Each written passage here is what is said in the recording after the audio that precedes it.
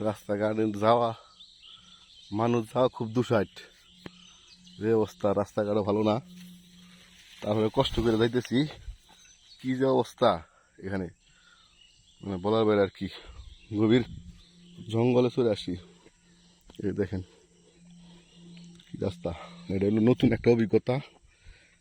আসছিলাম motor cycle নিয়ে, কিন্তু মোটর সাইকেলের রাইখে আসছি 1 কিলো বাহিরে, পাহাড়ে ঢুকতেছি, কিন্তু এই রাস্তায় পাহাড়ে ঢোকাতে কি কষ্ট সেটা যে বোঝা যাচ্ছে। যাই হোক, এই যে যাচ্ছি, ঠিক আছে। তো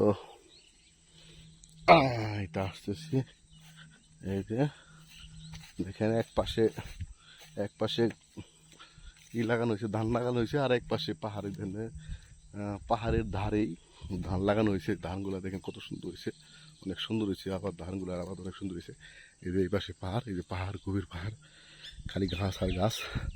এ পাশেও পাহাড়, এই যে পাহাড়, সবুজে অরণ্য।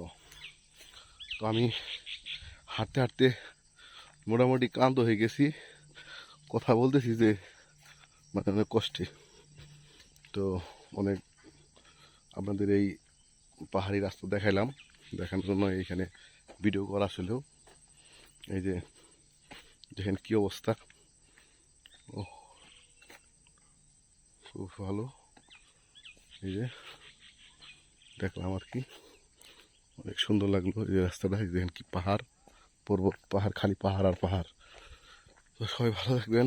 আজ এই পর্যন্ত, ভিডিওটা লম্বা করলাম না, কারণ অনেক জায়গা, এই জায়গা ভিডিও করবো গেলে 10 মিনিট 15 মিনিটে শেষ হবে না।